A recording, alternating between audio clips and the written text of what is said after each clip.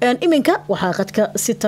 toosa teleefonka ugu jira magaalada Cape Town ee wadanka Koonfur Afrika Cabdirasaaq Indha Jacayl waxa uu ka mid yahay ama uu ahaaba wariyihii idaacadda Soomaaliyeed ee magaalada Muqdisho haatana halkaas ku nool sida aan ka warqabnana muddooyinkan ugu dambeeyay magaaladaasi iyo magaalooyin kale oo dalka Koonfur Afrika ku yaalaba waxa aad loogu dilay oo soo badanayay dhibaatada iyo dhaca loo geysto dadka Soomaaliyeed ee halkaasi ku nool waxaan jecelahay Cabdirasaaq inaan maantaan barnaamijkan gaarka ah warmurtaasi aan kaga eegayno waxyaabaha ay salka ku hayaan dhibaatooyinka dadka madowga ah ay u geysanayaan waxay tahay bal ku soo dhawo barnaamijka waan dhawahay walaalkaan adiga iyo dhammaan Xuseen iyo asxaabta kale ee Soomaaliweyn waan salaamayaa meel walba ee caalamka ka joogaan ummadda Soomaaliyeedna sidoo kale iyo dhageystayaashaba waan salaamayaa waan ku dhawahay barnaamijka dalkii ugu dambeeyay ee ka dhaca halka adigu joogto goorma ayuu dhacay maxaa loo dilay waa mahadsan tahay waayadanba horta waxaa kordhayay oo soo laba kacleeyay sida uu sanadkan 2021 u bilowday dilalka iyo ugaarsiga lagu hayo ajaanibta ku nool Koonfur Afrika haba ugu badnaatay Soomaalida waxaana dilkii ugu dambeeyay 24 saac ee la soo dhaafay magaaladan aan kala hadlayo ee Cape Town oo ah xarunta xinjiraha Soomaalida badanaa lagu daadiyo waxa loogu geystay dilkii ugu dambeeyay laba muwaadin oo Soomaaliyeed oo la kala oran jiray Dalmaryare iyo Maxamed Bigshow waxaana dilkaasi geystay burcad hubaysan oo aan heybtooda la aqoonsan midka ama wiilka lagu magacaabo Maxamed Amiin oo Bigshow loo yaqiinay waxa la dilay xilli wax yar ka hor uu isku dayay inuu wax ka iibsado dukaan isaga kiisa ka soo horjeeday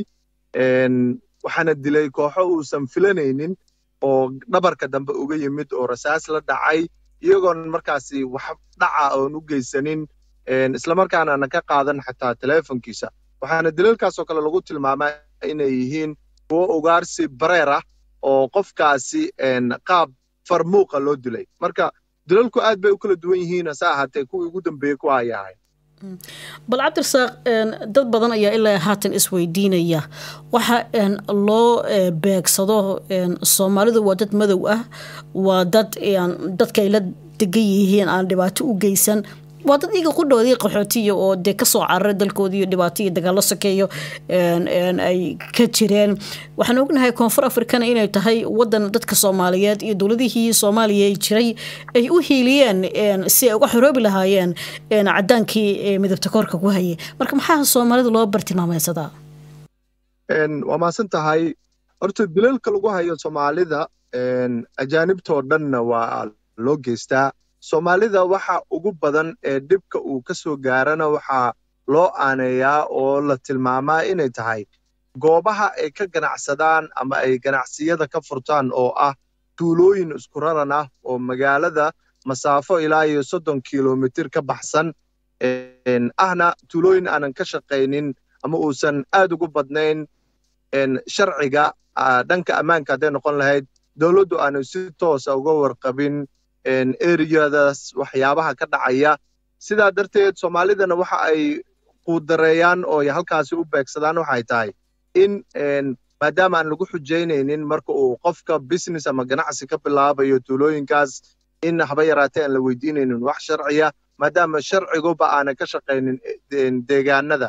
ay ku ganacsadaan Soomaalida marka annagu waxaanu nahay haddaan nahay Soomaali dadka ugu nugul ee dhibaatada aadka u daran lagu hayo gudaha wadanka Koonfur Afrika haddii ay dhacdo in la diiwaan geliyo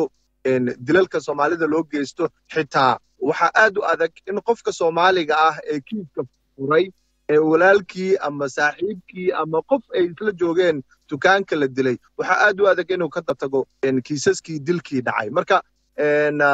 waxyaabo badan oo isbiirsaday ayaa sababaynaya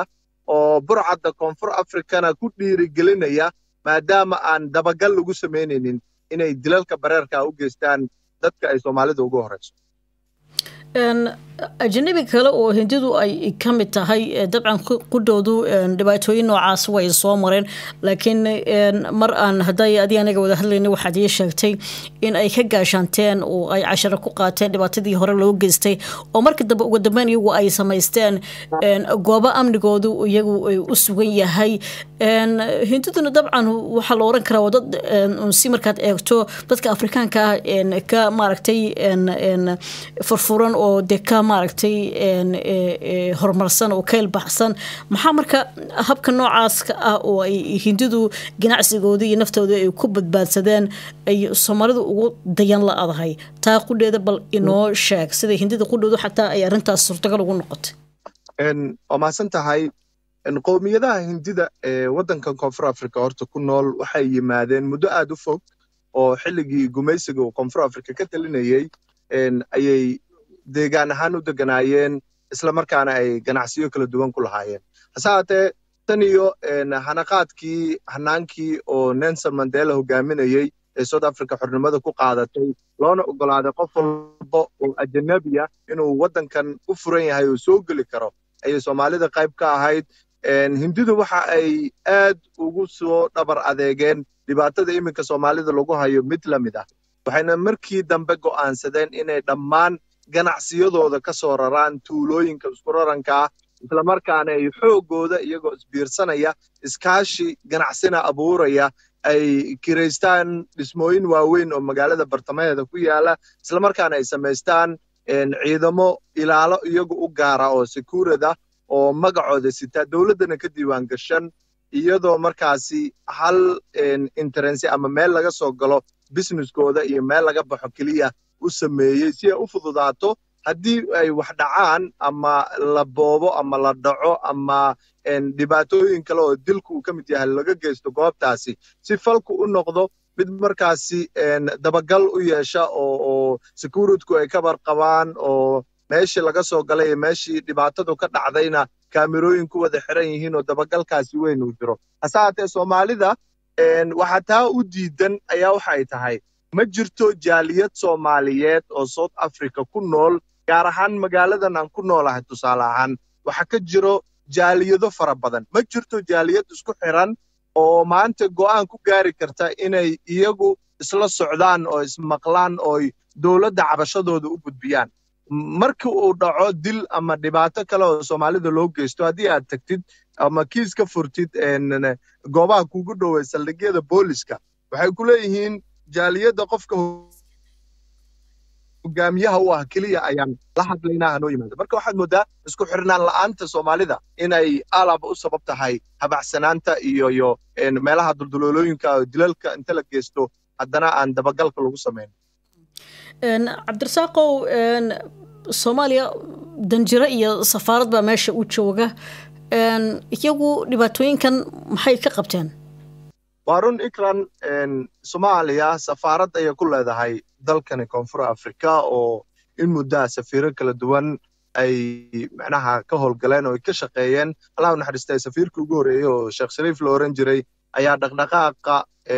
Soomaalida markaasi aad ugu dhex jiray hasaatee safiirada dambe iyo danjirayaashan ama aaniraade diblomaasiyiinta kale ee dawladda Soomaaliya u fadhiya dalkan waxaad moodaa in ay ka gaabiyeen oo ka jiifaan dhibaatooyinka loo geysto Soomaalida waxayna markaasi diiradda saaraan taa bedelkeeda in ay sharciyada ay Soomaalida dalkan ku haysato marka ay doonayaan in ay safraan markaasi safaaradda xilliga kaliya ay wax u qaban karto Soomaalida saatee dhibka marka uu dhaco waxay ku leeyihiin oo ay ku sheegayaan dawladda South Africa qaxootinimo ay u aqoonsan tahay Soomaalida uma aqoonsano dad sharci leh oo safaaradoodu shaqayso oo maanta inta duulaan soo laaban karo deganaansho ahaan uma haystaan Soomaalida halkan marka dadka deganaanshaha ku leh wadanka waan u doodi karnaa hasaatee dadka qaxootiga oo duulooyinka ku ganacsado sharciyada UN ku bixiya haysto safaaradda Soomaaliya waxba uma qaban karayso marka Soomaalidana aad bay arintaasi u cambaaraysaa oo walaac xoogganaya jira hasaatee walaacii ugu dambeeyay loo gudbiyo dawladda Soomaaliya waad aragtaa dawladdii iyada bas haysata marka waxaan sugaynaa jawaabta ka soo baxda dawlad rasmi ah oo Soomaaliya lagu heshiiyo marka ay ka dhalato jawaabaha ay soo siiyaan cabashada Soomaalida ay ka qabto safaaradda halkan ku taal. Cabdirasaaq, koonfur Afrika waxay ka mid tahay wadamada Afrika ugu horeeya oo xanuunka coronavirus dhulka la galay sida wadamada Yurub oo kale. marka dhinacaas ay timaado dadka Soomaalidu ka waran corona iyagu qaabku maaragtay ugu dhacay sidaas loola tacaalay ma jiraase talaal hadda xilligan meesha adigu aad joogto inta soo gaaray dadka laga talaalayo xataa kuwa wadanka aadaya markay wadanka ay ka baxayaan haysta talaal cadeyn ah in qaateen talaalkii coronavirus waa hadii uu gaaray weeye bal arrinkaasi ka waran. waa maasan tahay South Africa sida aad sheegtaba waxay ka mid tahay dalalka uu sida daran u afeeyay xanuunkan adduunyada idil wada simay ee coronaha. Koonfur Afrikana waxay ugu horeysaa Afrika oo idil dalka ugu daran ayuu markaasi noqday oo dhanka coronaha uu sida daran u afeeyay. Koonfur Afrika waxa soo gaaray toddobaadkii la soo dhaafay daawadii ugu horeysay oo noqotay midii labaad oo tii ugu horeysay oo la tijaabiyay laakiin oo hirgashay ah. waxaana talaalkaasi oo bilaabay isla markaana lagu bilaabay madaxweynaha wadankan Koonfur Afrika asaatee talaalku ma aanu baahin oo dadka shacabka wali ma uusan soo gaarin sida Yurubta inteeda kale. kaliya waxa uu ku kooban yahay iminka shaqaalaha caafimaadka ee jiida hore ka jooga isbitaalaadka ama goobaha kale ee dadka lagula tacaalayo iyo hogaamiyaasha madaxda dawladda markaasi iyagu dhanka caafimaadka ku shaqada leh. hase ahaatee dhanka Soomaalida marka ay timaado si daran ayuu u saameeyay wadankan guud ahaan. Soomaalidana sidoo kale meelaha ay deegaan ahaanta u degan yihiin oo magaalada bartamaheeda ah waxaa lagu tilmaami jiray inay tahay danger zone ama meesha ugu daran ee xanuunku sida daran ugu fidayo. waxaana taa loo aaneeyay in jaaliyadda Soomaaliyeed goobaha ay ku ganacsadaan aanay markaasi muddooyinkii hore oo bilaabmay cudurka aysan dhig jalaq u siinin. hase ahaatee markii dambe ay ogaadeen in tiro badan oo Soomaaliya cudurka intuu ku dhacay dhulka dhigtay isla markaana qaar ka mid ah u geeriyoodeen ay ku soo baraarugeenoo markaas wixii ka dambeeyay aad iminka moodo inay la jaan qaadayaan dhammaan sida ay amarada kala duwan oo dhanka caafimaadka ee dawladda ka soo baxaya ay Soomaalidu markaa ay la qabsatay sida horena waa ay ka duwan yihiin. waa tahay ugu dambeyn Cabdirasaaq maxaa dadka Soomaaliyeed ee Koonfur Afrika jooga ee maanta fursad u helay ama u helaya in adigu ku dhageystaan iyo guud ahaan mujtamaca Soomaaliyeed ee aad kula talin lahayd bacdama hadda xanuun caalami ah oo safmar ah oo aan garanaynin qowmiyada iyo dad iyo diin iyo mataqaana iyo jinsiyado cid walba uu ku dhacay laakiin loo baahan yahay in loola yimaado taxaddar iyo feejignaan dheeraad ah maxaad u soo jeedin lahayd? marka koowaad waxaa muhiim ah alla ka cabsiga in aad loogu dadaalo inkastoo muddooyinkan dambe aad moodo inay masaajiddu gaar ahaan kuwa ay maamusho Soomaalida ay aad ugu soo badanayaan wadankan. waxa aad markii hore u yaraa in qofka ganacsi isagoo ku mashquulsan uu xitaa ka habsaamo waqtiyada saxda ah ee Allah subhanahu wa ta'ala uu nagu leeyahay shanta waqtiya. intaa kadib waxaan cudurkan iyo barnaamijkiisa marka loo yimaado waxa uu kaliya looga badbaadi karo ayaa ay tahay in wacyigelinta talooyinka caafimaad ee hay'adaha caafimaadka iyo madaxda sare ee wadanka ay soo jeedinayaan la raaco annagoo tixgelinayna amar kasta oo dawladda ka soo baxa isla markaana ku dadaalayna in aan si hoose iyo si guudba ula shaqeyno maamulka ama bulshada ka jirta deegaan kasta oo ku nooshahay si aad uga mid noqoto dadka ugu horeeya ee helaya talaalka ay dawladdu sheegtay inuu yahay lacag la'aan ee qofkii doonaya la talaalayo. inkastoo dawladda Koonfur Afrika ay ku celcelisay in dadka undocumented-ka dadka aan sharciyada ku haysan wadankan